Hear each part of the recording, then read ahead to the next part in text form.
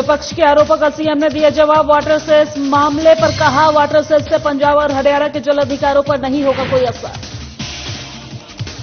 मंत्री धनीराम शांडिल ने बजट को बताया बेहतरीन, कहा बजट से प्रदेश में बदलेगा स्वास्थ्य की तस्वीर, कांग्रेस अपनी हर गारंटी को करेगी पूरी। शिमला नगर निगम चुनावों में बीजेपी ने लगाया फर्जी वोट का आरोप, बीजेपी कार्यकर्ताओं ने एसडीएम को सौंपा ज्ञापन, प्रशासन से की पूर्ण कार्रवाई की मांग। किसान सभा का सीएम के नाम ज्ञापन, बारिश के बाद बर्बाद हुई फसलों की दी जानकारी, ज्ञापन सौंपकर मुआवजे की मांग। और शहीद दिवस पर किया गया रक्तदान शिविर का आयोजन, कॉलेज के छात्रों ने बढ़ चढ़कर लिया हिस्सा, रक्तदान कर लोगों को किया जागरूक। नमस्कार, स्वागत है हिमाचल प्रदेश के हमारे इस खास बुलेटिन में। मैं हूं आपके साथ दिव्या सिंह। खबरों की शुरुआत करते हैं। पंजाब और हरियाणा के हिमाचल सरकार द्वारा हाइड्रो पावर प्रोजेक्ट पर वाटर सेस लगाने के विरोध में सीएम सुखविंदर सिंह सुक्खू ने सदन में अपना बयान दिया है।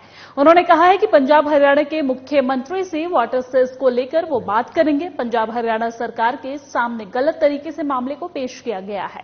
सीएम सुक्खू ने कहा है कि पानी राज्य का विशेष अधिकार है और उत्तराखंड और जम्मू कश्मीर की तर्ज पर हिमाचल सरकार ने भी वाटर सेस लगाया है, जिससे किसी भी तरह से पंजाब और हरियाणा के पानी के अधिकारों और अन्य कानूनों पर कोई असर नहीं होगा। वहीं विपक्ष के 300 यूनिट बिजली और अन्य कांग्रेस की मैनिफेस्टो गारंटी को लागू न करने के आरोपों पर सीएम सुखविंदर सिंह सुक्खू ने कहा है कि कांग्रेस पार्टी ने 5 साल के लिए गारंटी दी है और जिसे चरणबद्ध तरीके से 4 साल के भीतर ही पूरा कर लिया जाएगा और सभी गारंटियां कांग्रेस सरकार पूरी करेगी। सदन में अपना वक्तव्य दिया है, वो सब कानूनों के आधार पर है। ना पंजाब गवर्नमेंट के पानी पर वाटर सेस लग रहा है, ना हरियाणा गवर्नमेंट के पानी पर वाटर सेस लग रहा है।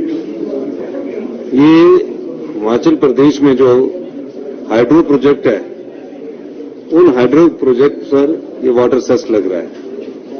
तो ना इसमें पंजाब सरकार को चिंता करने की जरूरत है, ना हरियाणा सरकार को चिंता करने की जरूरत है। मेरा ये मानना है कि जिस प्रकार से उनके पास ये केस प्रेजेंट किया होगा, हो सकता है कि हरियाणा के चीफ मिनिस्टर साहब को और पंजाब के चीफ मिनिस्टर साहब को ये जिस ढंग से केस प्रेजेंट किया होगा, उस आधार पर उन्होंने। और मुख्यमंत्री सुखविंदर सिंह सुक्खू ने राज्य में नशे की समस्या से निपटने के लिए बुधवार देर शाम पुलिस, गृह और विधि विभाग के वरिष्ठ अधिकारियों के साथ बैठक की है। उन्होंने कहा है कि नशीले पदार्थ के तस्करों के विरुद्ध सख्त कार्रवाई करने के लिए कानून में आवश्यक संशोधन कर दोषियों की संपत्ति जब्त करने का प्रावधान किया जाएगा और साथ ही युवाओं के भविष्य को सुरक्षित करने के दृष्टिगत नशे के आपूर्ति श्रृंखला को तोड़ने और माफियाओं के खिलाफ कड़ी कार्रवाई करने के लिए विशेष कार्य बल का भी गठन किया जाएगा। साथ ही नशे के आदी लोगों की मदद करने और उन्हें समाज की मुख्य धारा में वापस लाने के लिए राज्य में एक आधुनिक नशा मुक्ति केंद्र और पुनर्वास केंद्र स्थापित किया जाएगा। इन केंद्रों के माध्यम से उन्हें जिम्मेदार नागरिक बनाया जाएगा।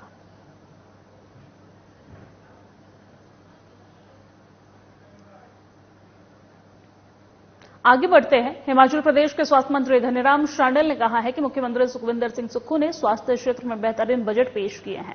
उन्होंने कहा है कि स्वास्थ्य के क्षेत्र में सरकार 3,139 करोड़ रुपए खर्च करने जा रही है और उन्होंने ये भी कहा है कि बजट से हिमाचल प्रदेश में स्वास्थ्य की तस्वीर बदलने का काम होगा। साथ ही स्वास्थ्य मंत्री ने कहा है कि सत्ता में आने से पहले कांग्रेस ने जनता को जो गारंटी दी है, उन्हें हर हाल में पूरी की जाएगी। आगे उन्होंने ये भी कहा है कि महिलाओं को 1,500 रुपए प्रतिमाह देने का वादा चरणबद्ध तरीके से पूरा होगा। साथ ही कांग्रेस ने जो भी वादे किए हैं, उसे कांग्रेस की सरकार हर हाल में पूरी करेगी।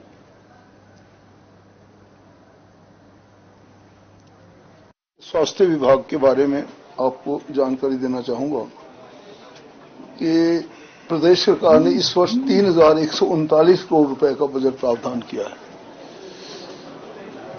जो गत वर्ष से 14% अधिक है। इसके अतिरिक्त राष्ट्रीय स्वास्थ्य मिशन के अंतर्गत 605.92 करोड़ रुपए का, आयुष्मान भारत स्वास्थ्य आधारभूत संरचना मिशन में 80.61 करोड़ और 15वें वित्त आयोग के अंतर्गत 103 करोड़ का। और नेता प्रतिपक्ष जयराम ठाकुर ने गारंटियों को लेकर कांग्रेस सरकार पर जमकर निशाना साधा है। उन्होंने कांग्रेस को आड़े हाथों लेते हुए कहा है कि सरकार ने जनता के साथ धोखा किया है। 300 यूनिट बिजली देने की बात कांग्रेस ने की थी, लेकिन अब इन गारंटियों को 5 सालों में पूरा करने को कह रहे हैं। यह तब होगा जब इनकी सरकार चलेगी, क्योंकि कांग्रेस सरकार ने ऐसी परिस्थितियां ला दी है जिसके लिए बीजेपी जिम्मेदार नहीं होगी। गारंटी को पूरा करने में साल नहीं कई जन्म लगेगी और तब भी पूरी नहीं हो पाएगी। वहीं वाटर सेस बिल का समर्थन करते हुए जयराम ठाकुर ने कहा है कि वाटर सेस हरियाणा और पंजाब के पानी पर नहीं है। इसे समझने में कोई गलती हुई है, लेकिन सरकार ने जो यह निर्णय लिया है इसे लागू करना व्यवहारिक नहीं है। इसके लागू होने से छोटे हाइड्रो पावर प्रोजेक्ट पर भी इसका असर पड़ेगा। गांधी परिवार के ऊपर बहुत सारी बातें इस प्रकार की है जिसके कारण उनको जमानत पर पहले से ही है। इसलिए आज विधानसभा के अंदर हमारे पूर्व में अध्यक्ष रहे श्री विपिन परमार जी ने अपने बजट पर चर्चा पर ये रेफरेंस वहां पर जो दिया और जिसके लिए मुख्यमंत्री और कांग्रेस पार्टी की ओर से कुछ और लोगों ने भी इस बात के लिए आग्रह किया, आपत्ति जाहिर की। और मुझे इस बात पर हैरानी है कि वो टिप्पणी विधानसभा की कार्यवाही से निकाल। और शिमला में बीजेपी नगर निगम चुनाव में लगातार फर्जी वोट बनाने का आरोप लगा रही है और जिसके खिलाफ बीजेपी ने एसडीएम को ज्ञापन सौंपा है। बीजेपी कोषाध्यक्ष संजय सूद ने कहा है कि शिमला शहर में कांग्रेस और वामपंथियों ने बड़ी मात्रा में गलत वोट बनाए हैं। इसकी बीजेपी कड़ी निंदा करती है और प्रशासन से मांग करती है कि एक बार जितने भी वोट सभी पार्षदों ने बनाए हैं उस पर पूर्ण कार्रवाई करते हुए सख्त दिशा निर्देश जारी करना चाहिए और अगर वोट गलत रूप से बने हैं तो उसे नगर निगम चुनाव प्रक्रिया में शामिल नहीं करना चाहिए। आज हम एसडीएम साहब के पास गए थे क्योंकि देखने में आ रहा है म्युनिसिपल कॉर्पोरेशन में जिस तरीके से बल्क में वोट्स बन रही है उसमें बहुत सी जो वोटें हैं वो फ्रॉड बन रही हैं। फॉर एग्जांपल आज हम समरेल के वार्ड के विषय में गए थे, वहां पर हमने पहले ऑब्जेक्शन फाइल किया था अपने काउंसलर्स के थ्रू और उसमें एसडीएम साहब ने ऑर्डर भी किए थे कि ये जो है वाकई में ही गलत वोट बन गया है और इसको जो है डिलीट किया जाए वोटर लिस्ट से। और ऑर्डर पास होने के बावजूद भी ये वोटर लिस्ट में इंक्लूडेड थे, तो हम आज एसडीएम साहब के पास गए थे और उन्होंने हमें आश्वासन दिया है कि भाई हम इसको देखेंगे और इसको वाकई ही डिलीट करेंगे। एक्चुअली हमारे वार्ड में कुछ गलत एड्रेसेस पे वोट बनाए गए थे जो कि वहाँ के रेजिडेंट नहीं थे, वो बॉयज हॉस्टल के लड़के थे। हमने 19 जनवरी को एक अपील फाइल की थी एसडीएम कोर्ट में कि ये लोग जो है इस पते पे नहीं रहते। हमने प्रूफ भी सबमिट किए थे। 28/1 को एसडीएम का डिसीजन आया, उनका ऑर्डर एक पास हुआ। उसमें क्लियरली मेंशन है कि इन लोगों को इसमें वोटर लिस्ट में इंक्लूड नहीं किया जाए और ये उस पते पे नहीं पाए गए हैं। लेकिन उन ऑर्डर्स के अगेंस्ट वो वोटर्स फिर भी वोटर लिस्ट में ऐड कर दिए गए जो अभी रिसेंट।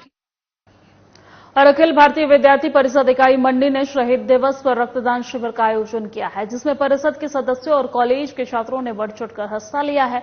शिविर के बारे में जानकारी देते हुए इकाई अध्यक्ष ऋषभ शर्मा ने कहा है कि शहीद दिवस पर हम शहीद तो हो नहीं सकते, लेकिन अपने रक्त से किसी की जिंदगी को बचा सकते हैं। इसी संदर्भ में एबीवीपी ने इस दिवस को रक्तदान शिविर के रूप में मनाया है और जिसके लिए मैं इकाई के सभी सदस्यों और रक्तदाताओं का धन्यवाद करता हूं। उन्होंने कहा है कि दोपहर तक 25 यूनिट रक्त एकत्रित किया गया है और यह शिविर अभी चला है, जिसमें और रक्त के यूनिट में बढ़ोतरी होगी।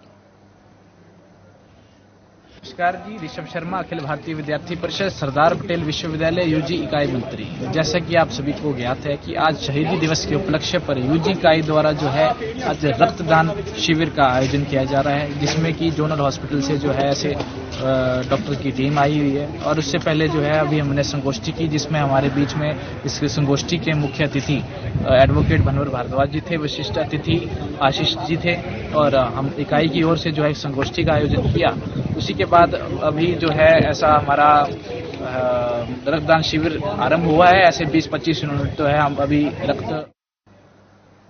और सोलन अस्पताल में पहली बार कैंसर मार्कर थायराइड फंक्शन पीलिया, डेंगू जैसे 90 टेस्टों की सुविधा मिलेगी। और इससे पहले प्राइवेट लैब में मरीजों को इन्हीं टेस्टों पर हजारों रुपए खर्च करने पड़ते थे, लेकिन 39 लाख की लागत से नई हार्मोनल टेस्टिंग मशीन स्थापित हुई है, जिसकी इन दिनों इंस्टॉलेशन की जा रही है। अस्पताल MSSL वर्मा ने बताया है कि हार्मोनल टेस्ट जैसे थायराइड, कैंसर, मार्कर जैसे टेस्टों के लिए अस्पताल में नई मशीन स्थापित की गई है और जिसमें 39 लाख का टेंडर लगाया गया था। टेंडर लगने के बाद मशीन अस्पताल में उपलब्ध है और सप्ताह भर में यह मशीन उन लोगों के लिए उपलब्ध हो जाएगी।